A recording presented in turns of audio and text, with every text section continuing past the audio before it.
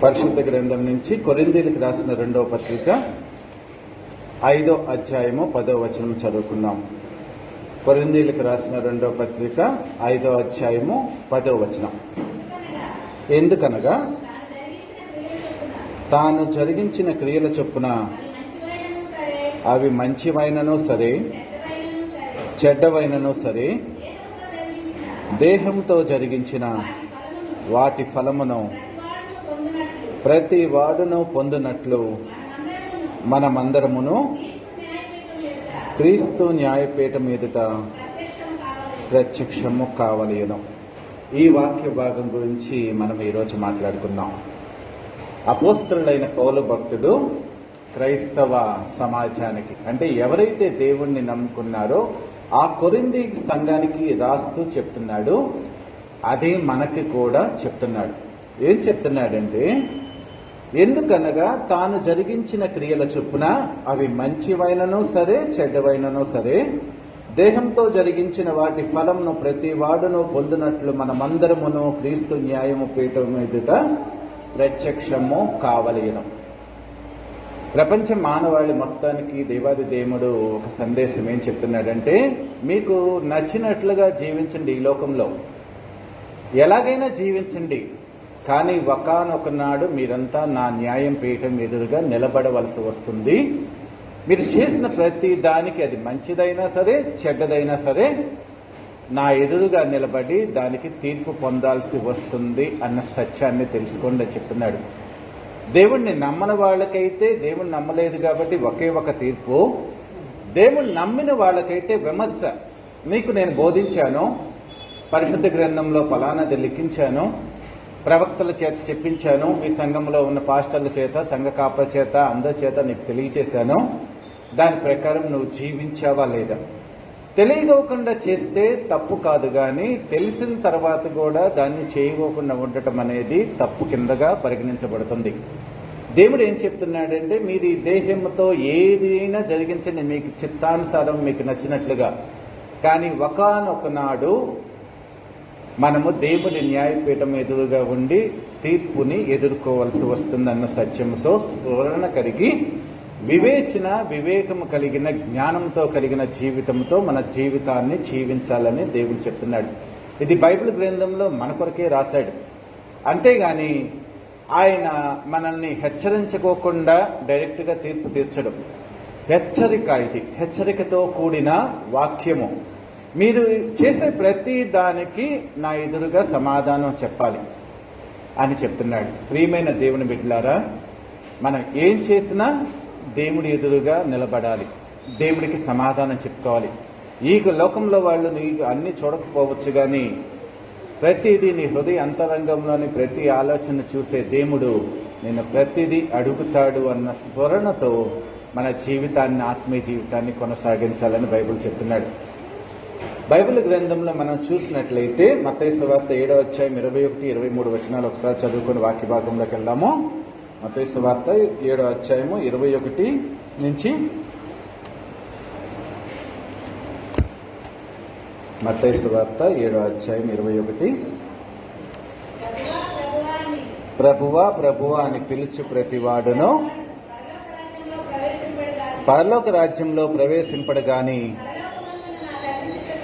నా పరలోకమందున్న నా తండ్రి చిత్తము చేయువాడే ప్రవేశించును. దేవుడు ఇక్కడ మన జీవితంలో 2 రకాలైన జీవిత విధానం చెప్తున్నాడు.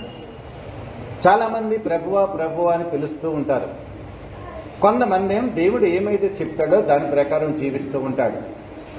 ఈ 2 రకాల క్రియలని దేవుడు పరిశీలిస్తాడు. ప్రభువా ప్రభువా అని పిలుచు ప్రతి వాడును పరలోక రాజ్యంలో ప్రవేశింపడగాని పరలోకమందున్న నా తండ్రి చిత్తము చేయువాడే పరలోక రాజ్యంలో ప్రవేశిస్తాడు. అంటే నువ్వు ప్రభువా ప్రభువా అని పిలుస్తూ ప్రార్థన చేస్తూ క్రైస్తవురాలుగా, క్రైస్తవుడిగా నీ జీవితాన్ని జీవిస్తూనే ఉండొచ్చు, కానీ దేవుడు చెప్పినట్టు చేయకుండా దేవుడు చెప్పినట్లుగా జీవిస్తేనే పరలోక రాజ్యానికి వెళ్తాడని చెప్తాడు. దీన్ని బట్టి మన ఆధ్యాత్మిక జీవితాన్ని మనం అంచనా వేసుకోవాలి. మన జీవిత విధానంలో ప్రభువా ప్రభువా అని పిలుస్తూనే ఉంటామా, ఆయన చెప్పినట్లుగా జీవించుకోకుండా నాకు ఇది కావాలి, నాకు అది కావాలి, నాకు జీవితకాలం అంతా ఇది చేయి అది చేయి అని అడుగుతూనే ఉంటామా? లేకపోతే దేవుడు చెప్పినట్లుగా జీవితం మూలంగా దేవుడు ప్రేమతో దయచేసే ఆశీర్వాదాలతో నీ జీవితాన్ని నువ్వు కొనసాగిస్తున్నావు అనేది నిన్ను పరిశీలించుకో. ఎందుకని దేవుడు యేసుక్రీస్తు కొండ మీద ప్రసంగంలో ప్రత్యక్షంగా ఇది ఎందుకు చెప్పాడంటే, ప్రపంచంలో క్రైస్తవ జీవిత విధానం ఇలాగే ఉంది. ఆయన పరలోక రాజ్య సువార్త ప్రకటించడానికి వచ్చినప్పుడు దేశంలో ఉన్న శాస్త్రులు కానీ, పరిసయ్యులు కానీ, సద్దూకయ్యులు కానీ, ధర్మశాస్త్రోపదేశకులు కానీ, సన్హెడ్రిడ్ సభలో ఉన్న 70 మంది కానీ, ఈయన ప్రియకుమారుడిగా ప్రపంచానికి దేవుడు ప్రసాదించిన దేవుడి యొక్క ప్రియమైన కుమారుడని తెలుసు కానీ ఏ వ్యక్తి ఆయన్ని దేవుడి కుమారుడిగా అంగీకరించి ఆయన చెప్పిన మాట వినలేదు. అందరూ దేవుడికి ప్రార్థన చేస్తారు, అందరూ దేవుడు భక్తులమేమంటారు, మేము పరిసయ్యులం అంటారు, మేము సద్దూకయ్యులం అంటారు, మేము యెహోవాను ఆరాధిస్తామంటారు. కానీ ఆయన పంపించిన ఆయన ప్రియ కుమారుణ్ణి వారు అంగీకరించలేదంటే దేవుడి చిత్తానుసారంగా ఈ లోకములో మనందరికీ రక్షణ కల్పించడానికి వచ్చిన ఆయన ప్రియ కుమారుని అంగీకరించలేదు, ఏ వ్యక్తి అంగీకరించలేదు. అందుకనే దేవుడు అప్పుడే చెప్తున్నాడు, ఆయన ప్రసంగం అంటే ఆయన సువార్త బోధ ప్రారంభం చేసిన దినాల్లోనే 3 దినాలు కొండ మీద కూర్చొని చెప్పిన ప్రసంగంలో, ఈ 3 అధ్యాయుల్లో ఉన్న ప్రసంగంలోనే ఆయన చెప్పింది ఏంటంటే, పరలోక రాజ్యానికి ఎవరు వెళ్తారు? ప్రభువా ప్రభువా అని పిలిచి ప్రతివాడు ఎల్లడు గాని పరలోక మందున్న నా తండ్రి చిత్తానుసారంగా అంటే నువ్వు ఎలా జీవించాలని దేవుడు నీకు నిర్దేశించాడో ఆ నిర్దేశించిన దేవుడి యొక్క ఆదేశానుసారంగా ఆయన ఆత్మతో నువ్వు జీవిస్తేనే పరలోక రాజ్యానికి వెళ్తావని చెప్పి స్పష్టంగా చెప్తూ, ఈ ప్రభువా ప్రభువా అని పిలిచే వాళ్ళ జీవిత విధానం ఎలా ఉండదనేది కింద చెప్తాడు. నెక్స్ట్ ఏం చెప్తాడు? 22వ వచనంలో, ఆ దినమందు అనేకులు నన్ను చూచి ప్రభువా ప్రభువా మేము నీ నామమున ప్రవచింపలేదా, నీ నామమున దెయ్యములను వెళ్ళగొట్టలేదా, నీ నామమున అనేకములైన అద్భుతములు చేయలేదా అని చెప్పుదురు. అప్పుడు నేను మిమ్మును ఎన్నడను ఎరుగను, అక్రమము చేయువారులారా నా యొద్ద నుండి పొండని వారితో చెప్పాను. ఈ వాక్యం ఏంటి? ప్రతి క్రైస్తవుడు కదిలించబడాలి. ఎందుకంటే ఈ ప్రవచిస్తున్నాడు, అద్భుతాలు చేస్తున్నాడు, స్వస్థతలు చేస్తున్నాడు, బోధిస్తున్నాడు, దేవుడి ప్రతినిధినని సమాజంలో గౌరవంగా పిలువబడుతూ దైవాంశ సంభూతుడుగా పిలువబడుతున్న ఈ వ్యక్తి దేవుడి ఎదురుగా ఏం చెప్తున్నాడు?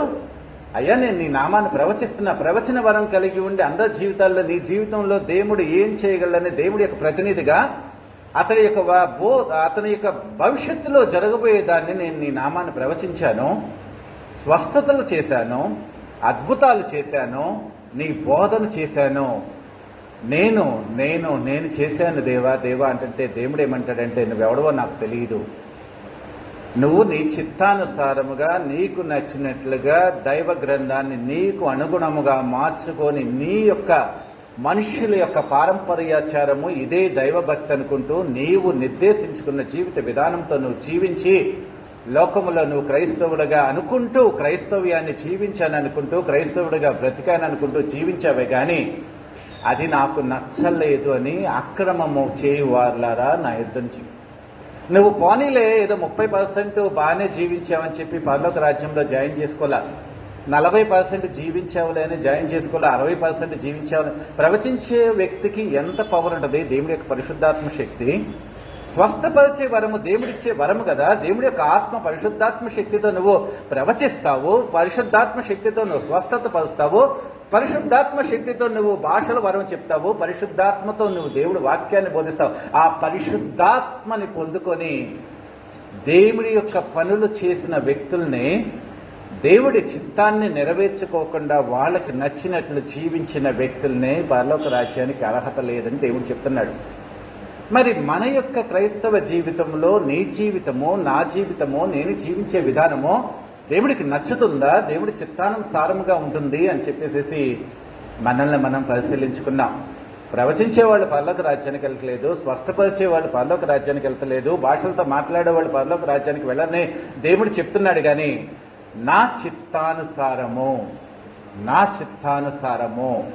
ఎవరైతే జీవిస్తారో వారు పరలోక రాజ్యంలో ఉంటారని చెప్తున్నారు. అంటే నీ క్రియల్ని దేవుడు చాలా నిశితముగా పరిశీలిస్తాడు. నీ హృదయ అంతరంగంలో నువ్వు దేవుడిని ఎందుకు నమ్ముకున్నావు, దేనికోసం నమ్ముకున్నావు, దేనికోసమని ఆయన్ని వెంట పడుతున్నావు, ఆయన కోసం చర్చికి వస్తున్నావు, ఆయన కోసం సమాజంలో బాప్తిసం తీసుకున్నావు, ఆయన్ని ఎందుకని నమ్ముకొని ఆయనకి సాక్షిగా ఉన్నావని దేవుడు నీ హృదయ అంతరంగాన్ని చూసినప్పుడు అది చాలా స్వచ్ఛముగా కనపడాలి. సిలువలో దొంగ ఏమంటాడు, దేవా ఏది అడగడు, దేవుడు ఎందుకు వచ్చాడో ఈ లోకానికి అది మాత్రమే అడుగుతాడు. ప్రపంచంలో మహోన్నతమైనది ఏదైనా ఉందంటే పరలోక రాజ్యంలో నిత్యత్వంలో సదాకాలము శాశ్వతమైన అశాశ్వతమైన ఈ లోక రాజ్యంలో భోగ భాగ్యాలు అనుభవించడం కంటే ఈ కుటుంబ బాంధవ్యాల్లోని కష్టాలు నష్టాలు సుఖాలు ఆనందాలు అన్ని కళగా మిళితమైన ఈ జీవిత విధానము కంటే శాశ్వతమైన మహోన్నతమైన దేవుడి రాజ్యంలో దేవుడితో కలిసి ఉండటమే గొప్ప భాగ్యం అనే మర్మాన్ని తెలుసుకొని దేవుణ్ణి అడిగిన ఒకే ఒక మాట ఏంటో తెలుసా, దేవా నీతో పాటు నన్ను నీ రాజ్యానికి తీసుకెళ్ళంటే దేవుడు తన్మయుడయ్యాడు. అసలు యేసుక్రీస్తు ఈ లోకానికి ఎందుకు వచ్చాడు, యేసుక్రీస్తు రాకడలో ఈ లోకానికి రావడంలో ఉద్దేశం ఏంటి, ఆయన చిత్తం ఏంటి, తండ్రి చిత్తం ఏంటి, దేవుడి చిత్తం ఏంటి, మనందరినీ పాప పంకిలమైన మన జీవితం నుంచి పవిత్రపరిచి ఆయనతో సమాధానపరుచుకొని బాప్తిస్మ అనే ప్రక్రియ ద్వారా ఆయనతో మార్చుకొని అలా మార్చుకున్న మనల్ని పవిత్రమైన జీవితంలోకి నడిపిస్తూ ఆయనకి నచ్చినట్లుగా రూపాంతరం చెందించి పరలోక రాజ్యంలో శాశ్వతమైన రాజ్యంలో ఆయనతో పాటు నిరంతరము జీవించే కృపనివ్వటానికి ఈ లోకానికి వచ్చాడు. పుట్టినది మొదలుకొని ఆయన చనిపోయే వరకు ప్రపంచంలో ఏ వ్యక్తి కూడా ఆయన మహోన్నతమైన ఉద్దేశాన్ని చిత్తాన్ని ఏ వ్యక్తి తెలుసుకోలే. కానీ సిలువలో దొంగ ప్రపంచం మొత్తానికి ఏది విలువైనది ప్రపంచంలో అనేది సర్వ లోకానికి చాటి దేవుడితో పాటు మొట్టమొదటిగా పరలోక రాజ్యానికి ప్రవేశించిన వ్యక్తిగా బైబిల్లో చరితార్థుడయ్యాడు. ప్రపంచం మొత్తం ఈ రోజు ఆ వ్యక్తి గురించిన ఆ సిలువలో మార్పు పొందిన దేవుడితో పాటు పరలోక రాజ్యానికి వెళ్ళిన ప్రప్రథమైన వ్యక్తిగా ప్రపంచంలో కీర్తించబడుతున్నాడు. ప్రియమైన దేవుని బిడ్డలారా, మరి అదే రెండో దొంగని దేవుడు ఇష్టపడలేదు కదా, అతనితో కనీసం మాట్లాడలేదు కదా. ఎవరి క్రియలు ఎవరి మాటలు దేవుడికి నచ్చుతాయి అన్న సత్యాన్ని మీరు తెలుసుకోండి. అలాంటి క్రియారూపకమైన దేవుడి చిత్తాన్ని జరిగించే బిడ్డలుగా మనము క్రైస్తవులుగా జీవించాలని దేవుడు కోరుకుంటున్నాడు. కానీ వేషధారణతో కూడిన అంటే దేవుణ్ణి కూడా మోసం చేసే జీవితం ఉండకూడదని దేవుడు అడుగుతున్నాడు. మరి మన ప్రవర్తనని మనం ఆలోచించుకున్నాం. ప్రభువా ప్రభువా అని పిలుచు ప్రతివాడు పరలోక రాజ్యంలో ప్రవేశించడం చెప్పిన దేవుడు ఎవరు ప్రవేశిస్తారు అనేది చెప్తున్నాడు. బైబిల్ గ్రంథంలో మనం ఒక వాక్యం చూస్తున్నాము. సామెతల గ్రంథము 15వ అధ్యాయం 24వ వచనము. సామెతల గ్రంథము 15వ అధ్యాయము 24వ వచనము. పాతాళమును తప్పించుకొనవలనని బుద్ధిమంతుడు పరమునకు పోవు జీవ మార్గమున నడుచుకొనును.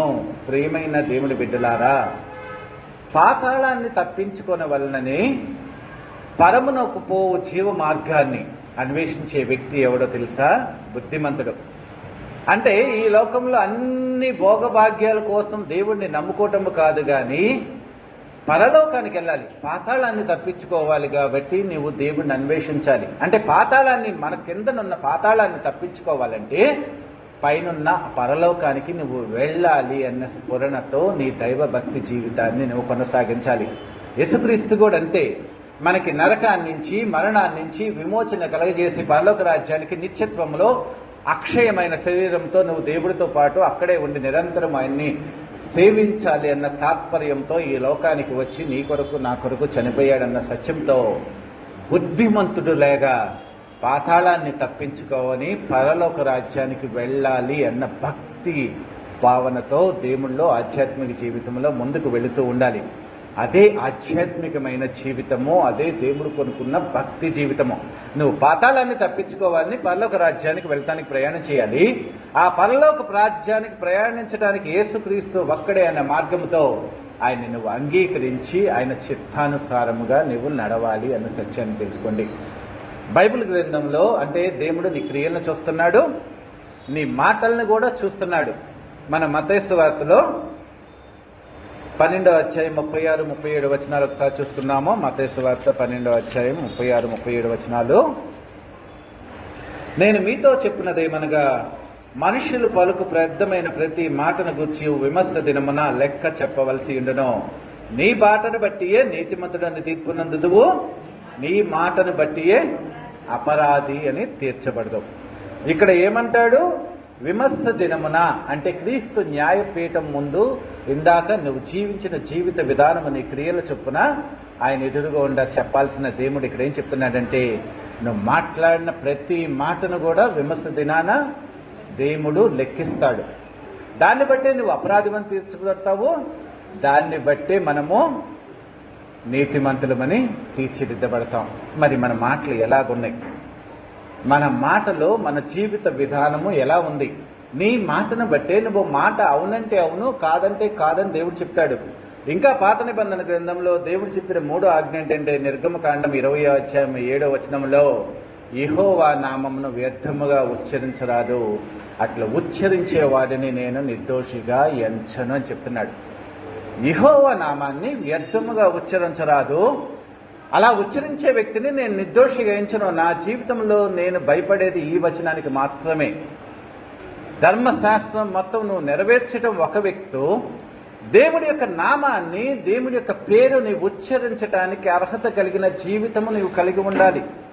కలిగి ఉంటేనే నువ్వు దేవుణ్ణి ఉచ్చరించాలే గాని, ఆ నామాన్ని ఉచ్చరించటానికి పవిత్రత గాని పరిశుద్ధత గాని నీలో లేకోకుండా పరిశుద్ధుడైన పవిత్రుడైన ఆ యొక్క దేవుడి యొక్క పేరుని నువ్వు ఉచ్చరించడానికి నీకు సాహసించగలవా?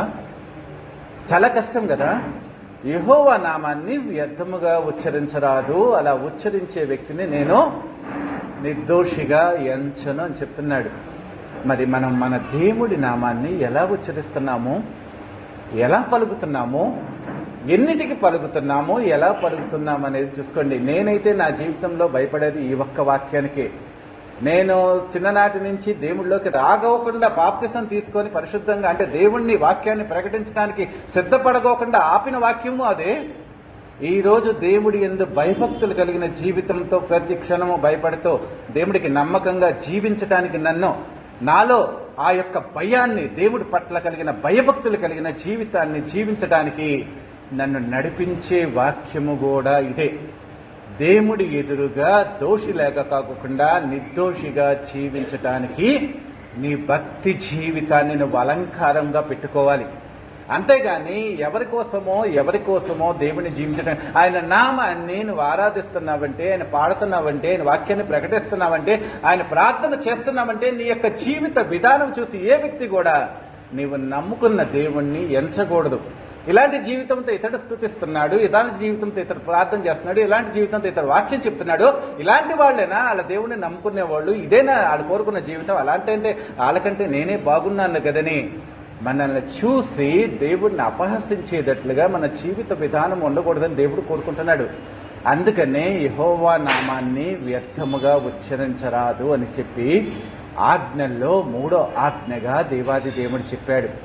ప్రియమైన దేవుని సంగమా, దేవుడు కోరుకున్న జీవితం ఎలాంటిదంటే, ఆయనతో యథాలాపమైన జీవిత విధానం కాకుండా పవిత్రముగా పరిశుద్ధముగా దేవుడు కోరుకున్నట్లు జీవితముగా నిర్దోషంగా నువ్వు జీవించాలి అని దేవుడు కోరుకుంటున్నాడు.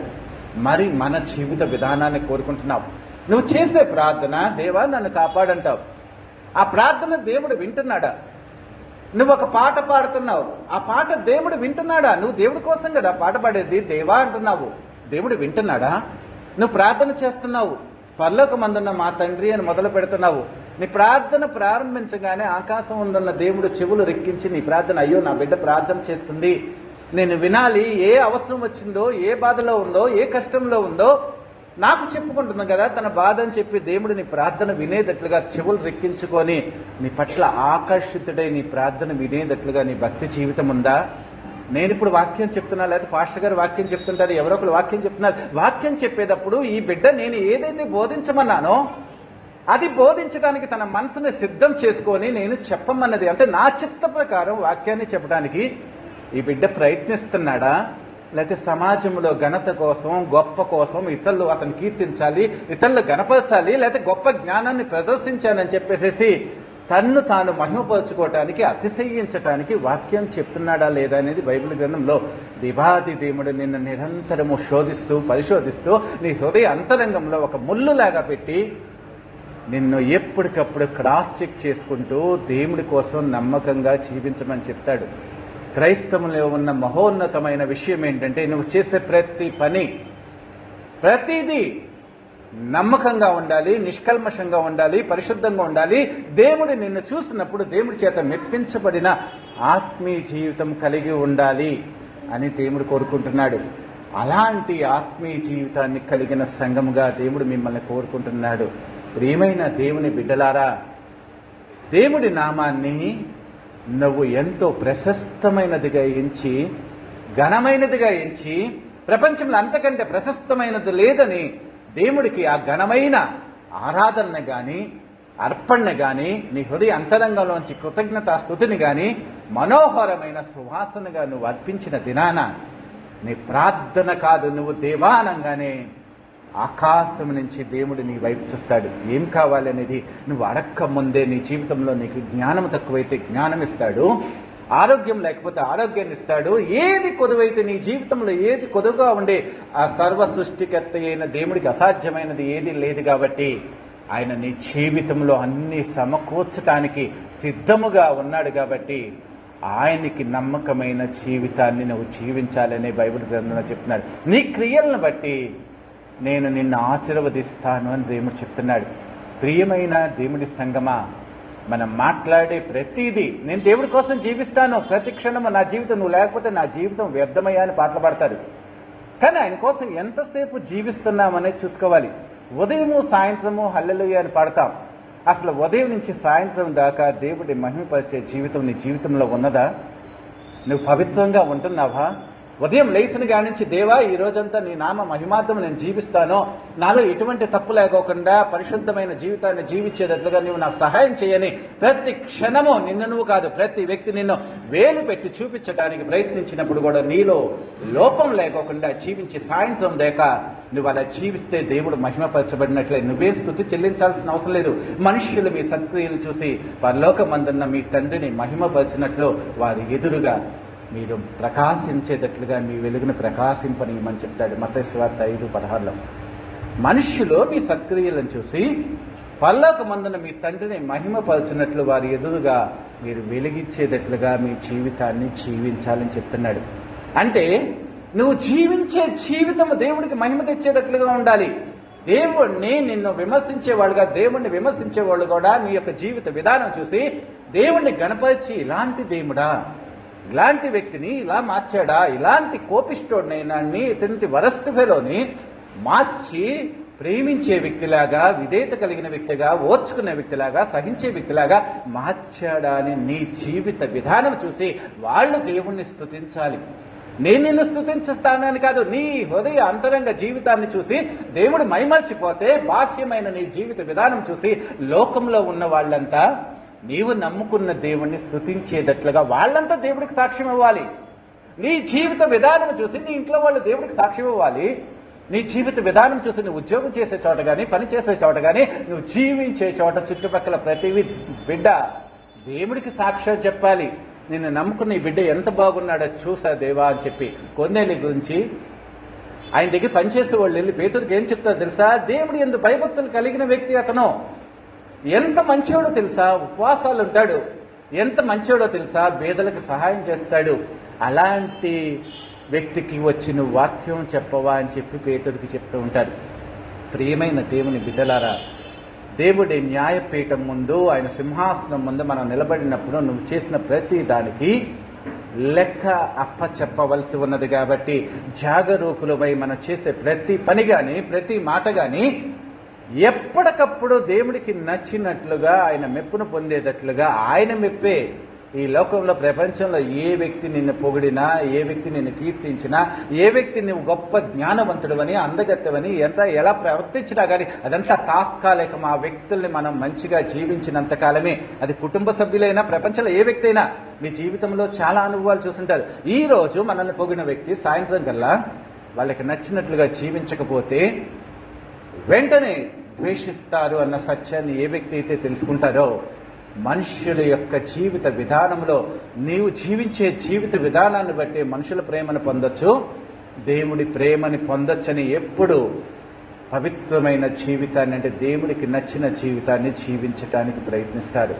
ప్రియమైన దేవుని బిడ్డలారా, అలాంటి జీవితాన్ని మీరు జీవించాలని చెప్తున్నాడు. మీ క్రియలు అనే దానికి 2 ఎగ్జాంపుల్స్ తీసుకుని వాక్య భాగంలోకి వెళ్దాము. కొరింథీయులకు రాసిన పత్రిక మొదటి పత్రిక 5వ అధ్యాయము. బయట ప్రపంచం గురించి నేను చెప్పను కానీ క్రైస్తవ సమాజంలో పౌలు భక్తుడు చెప్పిన దాని గురించి చెప్తా. మొదటి కొరింథీయులకు రాసిన పత్రిక 5వ అధ్యాయము 11 నుంచి 13 వరకు చదువుకుందాం. అంటే ఇలాంటివి సంఘాల్లో చెప్పరు, చెప్పడానికి కూడా ఇష్టపడరు. ఎందుకంటే అందరూ కలిసి దేవుడి సన్నిధానానికి రావాలి, ఏదో ఒక రోజు దేవుడు మారుస్తాడు, మంచిగా జీవిస్తారన్న ఉద్దేశంతో దేవుడి వాక్యంలో రాసిన దాన్ని సత్యాన్ని కూడా చెప్పరు. కానీ నేను ఎందుకంటే పరలోక రాజ్యంలో మీరంతా ఆయనతో పాటు ఎప్పుడు వస్తాడో తెలియదు. దేవుడు ఏ రోజు ఆయన రహస్య రాకడ వచ్చిద్దో తెలియదు, ఏ రోజు మనం జీవితం చాలిస్తామో తెలియదు. కాబట్టి దేవుడు వాక్య భాగాన్ని తెలుసుకొని పరలోక రాజ్యంలో నువ్వు ఉండటానికి అర్హత ఉండాలంటే నీలో ఉండకూడని ఏంటి, ఉండాల్సిన అనేది తెలుసుకోవాలి. కొరింథీయులకు రాసిన మొదటి పత్రిక 5వ అధ్యాయం 11వ వచనంలో చదువుకున్నాము. ఇప్పుడైతే సహోదరుడనబడిన వాడెవడైననో జారుడు గాని, లోబి గాని, విగ్రహారాధుడు గాని, తిట్టుబోతు గాని, తాగుబోతు గాని, దోచుకుని వాడి గాని అయి ఉన్న ఎడల అట్టి వానితో సాంగత్యం చేయకూడదు, భుజింపనవకూడదని మీకు రాయిచున్నాను. వెలుపుల వారికి తీర్పు తీర్చుటకు నాకేలా, వెలుపుల వారికి దేవుడే తీర్పు తీర్చును గాని మీరు లోపటి వారికి తీర్పు తీర్చువారు కనుక ఆ దుర్మార్గుని మీలో నుంచి వెలివేయుడి. ఎంత కఠోరంగా దేవుడు చెప్తున్నాడో తెలుసా పౌలు భక్తుడు సమాజానికి. మీలో సహోదరుడు అనబడిన వాడు ఈ లక్షణాలతో ఉంటే అతడు దుర్మార్గుడు. క్రియలను బట్టి విమర్శ చేస్తాడంటే పరలోక రాజ్యంలో దేవుడి యొక్క ధవళమైన సింహాసనం ముందు మనం నిలబడినప్పుడు ఏ క్రియలు దేవుడు అసహించుకున్నాడో నీకు తెలియాలి కదా. ఇలాంటి వ్యక్తిని బైబిల్ గ్రంథం దుర్మార్గుడు అని చెప్తుంది. క్రైస్తవుడుగా నీవు బాప్తిసం తీసుకొని దేవుడి రక్తంలో కడగబడిన తర్వాత కూడా ఈ లక్షణాలు ఉండి నువ్వు సంఘానికి కానీ దేవుడి యొక్క బిడ్డనని చెప్పుకున్నట్లయితే అలాంటి దుర్మార్గుడిని సంఘంలో నుంచి అసలు అలాంటితో సాంగత్యం చేయకూడదు, భోజనం చేయకూడదు, అలాంటి వాడిని మీ మధ్యను కూడా ఉంచటానికి వీలు లేదు అని బైబిల్ గ్రంథం చెప్తుంది. ఏం చెప్తున్నాడు, ఎవరంటున్నాడు? జారుడు గాని అంటే ఇష్టానుసారంగా వ్యభిచారం చేసే వ్యక్తి గాని, లోపత్వం అంటే ఎవరికి రూపాయి కూడా సహాయం చేయకోకుండా పిసినారులాగా తనతోనే అంటే తను కూడా తినకోకుండా అంతా దాచుకొని లోబిగా ఉండే వ్యక్తి గాని, విగ్రహారాధకుడు గాని, తిట్టుబోతు గాని, తాగుబోతు గాని, దోచుకుని వాడినంటే ఇతరులు ఎంత దోచేసుకుంటా ఉంటారు. అబద్ధాలాడి దౌర్జన్యం చేసి ఇతరుల వాళ్ళని అంతా దోచుకుంటూ ఇలాంటి లక్షణాలు కలిగిన వ్యక్తితో మీరు అసలు సహవాసం చేయకూడదు, అటువంటి వ్యక్తితో భోజనం చేయకూడదు, అటువంటి వ్యక్తిని సంఘంలో కూడా ఉంచడానికి వీలు లేదని బైబిల్ గ్రంథంలో చెప్తుంది. మరి క్రియలు అంటే ఈ క్రియలు దేవుడికి అయిష్టము. అదే కొరింథీయులకు రాసిన పత్రిక 6వ అధ్యాయంలో 9వ వచనం నుంచి 11వ వచనం దాకా చదువుకున్నాము. అన్యాయస్తులు దేవుడి రాజ్యమునకు వారసులు కానేర్లని మీకు తెలియదా? మోసపోకుడి, జారులైనను, విగ్రహారాధికులైనను, వ్యభిచారులైనను, ఆడంగి తగనము గలవారైనను, పురుష సంయోగులైనను, దొంగలైనను, లోబులైనను, త్రాగుబోతులైనను, దోషకులైనను, దోచుకుని వారైనను దేవుడి రాజ్యమునకు వారసులు కానేరదు. వీళ్ళంతా దేవుడి రాజ్యానికి వారసులు కారు. అంటే ఇలాంటి లక్షణాలు ఉన్న వ్యక్తులు దేవుడికి రాజ్యానికి వారసులు కారని చెప్తూనే వీళ్ళు ఎలాంటి పవిత్రమైన వ్యక్తుల్లాగా తీర్చిదిద్దబడతారని తర్వాత వచనంలో చెప్తాడు. మీలో కొందరు అట్టివారు ఇంటిని కానీ ప్రభువైన యేసు నామమునను మన దేవుని ఆత్మయందు మీరు కడగబడి పరిశుద్ధపరచబడిన వారే నీతిమంతులుగా తీర్చిదిద్దబడ్డారు. ఒకప్పుడు అలాంటి స్వభావమే, ఒకప్పుడు అలాగే జీవించాము. కానీ అలాంటి వాళ్ళు పరలోక రాజ్యానికి ఇతరు ఇందాక మనం ఏం చెప్తాము, పాతాళాన్ని తప్పించుకొని వెళ్ళనని బుద్ధిమంతుడు ఏం చెప్తాడు? జీవానికి పోయే మార్గాన్ని అంటే యేసుక్రీస్తుని అన్వేషించి యేసుక్రీస్తుని నమ్ముకొని క్రైస్తవుడిగా జీవించడం మొదలు పెట్టాడు. అలా జీవించిన వ్యక్తి తన యొక్క పాత నైజాన్ని వదిలేసేయాలి. ఇలాంటి వాళ్ళు దేవుడి రాజ్యానికి వారసులు కాదు. కాబట్టి వాళ్ళు మంచి వాళ్ళకి ఎలా చేస్తారు? మీలో కొందరు అట్టివారు ఇంటిని గాని ప్రభువైన యేసు క్రీస్తు నామమునను యేసుక్రీస్తు నామంలోనూ మన దేవుని ఆత్మయందు మీరు కడగబడి పరిశుద్ధపరచబడిన వారై నీతిమంతులుగా తీర్చిదిద్దబడ్డారు. ఒకప్పుడు నీ క్రియలో అపరాధి, అతనేమన్నాడు? దుర్మార్గుడు అన్నాడు. కానీ ఇప్పుడు దుర్మార్గుడల్లా ఏమైపోయాడో అవన్నీ వదిలేసేసి యేసుక్రీస్తు నామాన్ని నమ్ముకొని, యేసుక్రీస్తు నామాన బాప్తిసం తీసుకొని, ఆయన ఆత్మ చేత కడగబడి పరిశుద్ధపరచబడి నువ్వు అన్యోన్యమైన, అంటే దేవుడికి పవిత్రమైన, ఆయన చిత్తానుసారమైన జీవితాన్ని జీవించినట్లయితే నువ్వు నీతిమంతుడుగా పరిశుద్ధుడుగా తీర్చిదిద్దబడ్డావు. ఆ క్రియల్ని దేవుడు అసహించుకుంటున్నాడు. ఈ క్రియల్ని నువ్వు ఎప్పుడైతే వదిలేసేసి దేవుడికి చిత్తానుసారముగా జీవించి బాప్తిసం తీసుకొని ఆయన రక్తంలో కడగబడి దేవుడి ఆత్మ చేత నీ శారీరకమైన అపవిత్రతని, ఆత్మీయమైన అపవిత్రతని నువ్వు వదిలేసేసి దేవుడికి నచ్చినట్లుగా జీవిస్తావో అప్పుడు నీతిమంతుడు. ఇందాక దేవుడి రాజ్యానికి వారసులు కారని చెప్పి 10వ వచనం చివరిలో ఉన్నది. 11వ వచనం చివరికి వచ్చేటప్పటికల్లా ఏమంటారంటే నీతిమంతులు దేవుడి రాజ్యంలో సూర్యుని వలె ఉంటారని చెప్తాడు. అంటే దేవుడి రాజ్యంలో ఉండటానికి అర్హత ప్రమాణము, అంటే మన క్రియల్ని పరిశుద్ధపరచుకునే జీవిత విధానం దేవుడు చెప్తున్నాడు. ప్రియమైన సంగమా, ఒకప్పుడు నువ్వు అలాగే జీవించేవాడివి. అలా జీవించడం మూలంగా నువ్వు దేవుడి రాజ్యానికి వారసుడు కాదు. కానీ వాటినన్నిటినీ వదిలేసి దేవుణ్ణి నీ యేసుక్రీస్తు నామములో నమ్ముకొని దేవుడి ఆత్మచేత కడగబడి పరిశుద్ధపరచబడి బాప్తిసం తీసుకొని దేవుడి రాజ్యంలో నీతిమంతుడిగా ఉండే కృపను దేవుడు ఇచ్చాడు. అంటే నీ క్రియల్ని పవిత్రపరచుకునే ఆధ్యాత్మికమైన జ్ఞానాన్ని దేవుడు ఇక్కడ చేస్తున్నాడు. మరి మనము దీన్ని ఒప్పుకున్నట్లయితే నువ్వు పరిశుద్ధపరచబడతావు, పవిత్రపరచబడతావు, నీతిమంతురాలాగా తీర్చిదిద్దబడతావు. ఇక్కడ ఒక గొప్ప విషయం ఏంటో తెలుసా? దేవుడి ఆత్మ చేత పరిశుద్ధపరచబడాలి. ఈ లోకంలో బాప్తిసం తీసుకొని నీటి చేత పరిశుద్ధపరచబడతాం కాదు. దేవుడి ఆత్మ నీ హృదయ అంతరంగంలో దేవుని నువ్వు నిజంగా నమ్ముకున్నావని చెప్పి దేవుడికి అనిపించి ఆయన అతని యొక్క పరిశుద్ధాత్మ చేత నిన్ను అభిషేకిస్తే అప్పుడు నీ ఆత్మ పరిశుద్ధపరచబడుతుంది. అప్పుడు నీవు నీతిమంతుడిగా తీర్చిదిద్దబడతావన్న సత్యాన్ని తెలుసుకోండి. మనం క్యాజువల్గా నమ్ముకొని బాప్తిసం తీసుకొని రక్షణ తీసేసేసుకొని పరిశుద్ధాత్మ పొందేస్తామని చెప్పుకుంటే కాదు. కానీ ఆ ఆత్మ నిన్ను కడగటం మూలంగా నీవు పరిశుద్ధపరచబడాలి. అప్పుడు నీవు నీతిమంతులాగా తీర్చిదిద్దబడతావని చెప్తున్నాడు. మరి ఇలాంటి జీవిత విధానాన్ని బట్టి దేవుడు తన న్యాయపీఠం ఎదురుగా నీకు తీర్చుతాడు. మరి మనము ఎలాంటి న్యాయపీఠం ఎదురుగా నిలబడాల్సి వస్తుందో తెలుసా? ప్రకటన గ్రంథము 20వ అధ్యాయము 13వ వచనం చదువుకున్నాము. 12వ వచనము, మరియు గొప్పవారేమి కొద్దివారేమి మృతులైన వారందరూ ఆ సింహాసనం ఎదుట నిలవబడి ఉండట చూచితిని.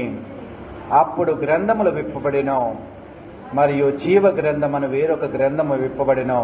ఆ గ్రంథములన్నీ వ్రాయబడి ఉన్న వాటిని బట్టి తమ క్రియల చొప్పున మృతులు తీర్పు నొందిరి. అంటే దేవుడి యొక్క ధవళమైన సింహాసనం అందండి 11వ వచనంలో, ధవళమైన మహాసింహాసనమందు దాని యందు ఆసీనుడై ఉన్న యొక్కను చూచితిని. భూమి ఆకాశములు ఆయన సముఖం నుండి పారిపోయినో, వాటికి నిలువు చోటు లేకపోయినో. అప్పుడు ఆ ధవళమైన సింహాసనం ఎదురుగా ప్రతి వ్యక్తి నిలబడితే వారు చేసిన క్రియలను బట్టి దేవుడు తీర్పు తీరుస్తాడు. అంటే మనం ఈ లోకంలో మన యొక్క దేహంతో ఏ క్రియలనైతే చేస్తామో దాన్ని బట్టి దేవుడు నీకు తీర్పుని ఇస్తాడు అన్న సత్యాన్ని తెలుసుకోండి. అదే లాస్ట్ వచనంలో 15వ వచనంలో ఏం చెప్తాడంటే, ఎవరిని పేరైనను జీవ గ్రంథం అన్నట్లు వ్రాయబడినట్లు కనబడిన ఎట్లా వాడు అగ్నిగుండంలో పడవేయబడిన. అంటే దేవుడి యొక్క సింహాసనం అందు ఎదురుగా ఉంచున్నప్పుడు నువ్వు మంచిగా జీవించావని జీవ గ్రంథంలో నీ పేరు లేకపోతే, జీవ గ్రంథంలో నీ పేరుంటే నువ్వు పరలోక రాజ్యానికి వెళ్తావు.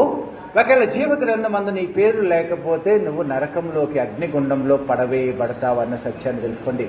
మన యొక్క జీవితం చివరిలో ఈ లక్షణాలతో మాత్రం ఉండకూడదని బైబిల్ గ్రంథంలో దేవుడు చెప్తాడు. ప్రకటన గ్రంథం 21వ అధ్యాయము 8వ వచనము. ప్రకటన గ్రంథం 21వ అధ్యాయం 8వ వచనం, పిరికి వారును అవిశ్వాసులను అసహ్యులను, నరహంతకులను, వ్యభిచారులను, మాంత్రికులను, విగ్రహారాధికులను, అబద్ధికులందరూ అగ్ని గంధకములతో మండు గుండములో పారు పొందుదురు. ఇదే రెండో మరణం. నీ క్రియలకి ఫైనల్గా తీర్పు ఎలా వస్తుందో తెలుసా? పరలోక రాజ్యంలో ఉండాలంటే జీవ గ్రంథంలో నీ పేరుండాలి.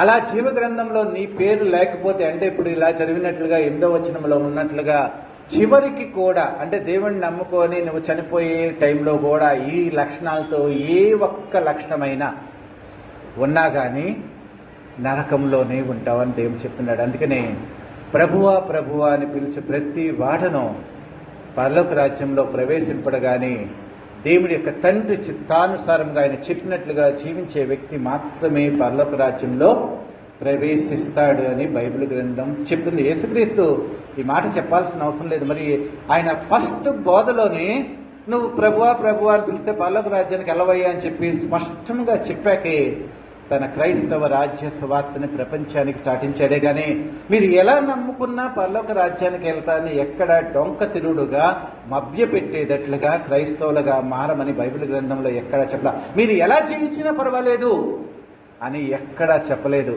పరలోక రాజ్యము సమీపిస్తుంది, మారు మనసు పొంది సువార్తని నమ్మండి అని చెప్పాడు. అంటే పరలోక రాజ్యంలో ప్రవేశించాలంటే మారు మనసు పొంది సువార్తని నమ్మి దేవుడు చెప్పినట్లుగా జీవించండి అని. మరి అదే 5వ అధ్యాయం 2వ వచనంలో ఆత్మ విషయమై దీనులైన వారు ధన్యులు, పరలోక రాజ్యము వారిదని చెప్తాడు. అంటే నీ ఆత్మ విషయంలో దీనత్వం కలిగి దేవుడు పాదాల చెంత చేరి ఆత్మీయమైన జీవితాన్ని ఆయనతో పాటు కలిసి జీవిస్తేనే పరలోక రాజ్యంలో ఉండాలని చెప్తాడు. ప్రభువా ప్రభువా అని పిలిచి ప్రతి వాడును పరలోక రాజ్యంలో ప్రవేశించడు కానీ దేవుడి చిత్తానుసారంగా ప్రవేశించే వ్యక్తే పరలోక రాజ్యంలో ఉంటాడని స్పష్టంగా సమస్త మానవాళికి తన బోధని స్పష్టంగా చెప్పాడు. కానీ మనమేమనుకుంటామంటే దేవుణ్ణి నమ్ముకుంటే చాలు. ఏది నిజమో మీరే వాక్యంలో ఉన్న సత్యాలని చదువుకొని గ్రహించుకోండి. దేవుడు నీతో స్పష్టంగానే మాట్లాడుతున్నాడు. దేవుడి యొక్క ప్రేమను పొందుకోవాలంటే ఆయన చెప్పినట్లుగా జీవించాలి. అలా జీవించినప్పుడు ఆయన ఆకాశం నుంచి ఆశీర్వదించి ఆయనకి నీలో ఉన్న ప్రతి దాన్ని తీసివేసి నిన్ను ఆరోగ్యవంతులుగా చేస్తాడు, జ్ఞానవంతులుగా చేస్తాడు, ఈ లోకంలో అందరి చేత గణపరచబడే వ్యక్తులుగా చేస్తాడు. అంటే దీర్ఘాయుష్మంతుడిగా ఈ లోకంలో ఉన్నంత కాలము ఎటువంటి బాధ లేకోకుండా శాంతిగా, సమాధానముగా, ఆరోగ్యంతో జీవించేటట్లుగా చేస్తాను అని చెప్పి దేవుడు చెప్తున్నాడు. ఆయన మాట యందు విశ్వాసం ఉంచి ఆయన చెప్పినట్లుగా జీవించడానికి నిర్ణయించుకొని బైబిల్ గ్రంథం చదవండి. దేవుడు మీతో ఏదైతే చెప్తున్నాడో, ఒకళ్ళు చెప్పింది నేను చెప్పింది కూడా కాదు, ఎవరు చెప్పినా అవసరం లేదు. బైబిల్ గ్రంథంలో దేవుడు మీతో ఎలా జీవించమన్నాడనే సత్యాన్ని అన్వేషించి ఆయన చెప్పినట్లుగా జీవించండి, ఆయన ప్రేమను పొందండి. ఆయనతో పాటు నిత్యత్వంలో పరలోక రాజ్యంలో ఉండే కృపని ఆయన ఇస్తాడు. అలాగూ మిమ్మల్ని దేవుడు ఆశీర్వదించి ఆత్మతో మిమ్మల్ని పరిశుద్ధపరిచి ఆయన వాక్యములో మిమ్మల్ని పెంపొందింపచేసి దేవుడి చిత్తానుసారంగా జీవించే శక్తిమంతులైన యోధులుగా, బలవంతులుగా ఆయన మిమ్మల్ని తయారు చేసి ఈ లోక జీవితం అంతా ఆయన తన పరిశుద్ధాత్మ శక్తితో మిమ్మల్ని చేయి పట్టుకొని నడిపించి తన నిత్యత్వంలో సదాకాలం ఆయనతో జీవించే యోగ్యమైన వ్యక్తులుగా తీర్చిదిద్ది తన కృపని, ప్రేమని, ఆశీర్వాదాన్ని మీ మీద సమృద్ధిగా కురిపించి నడిపించునుగాక. అలాంటి కృపని దేవుడు మీకు సమృద్ధిగా అనుగ్రహించునుగాక. ఆమేన్.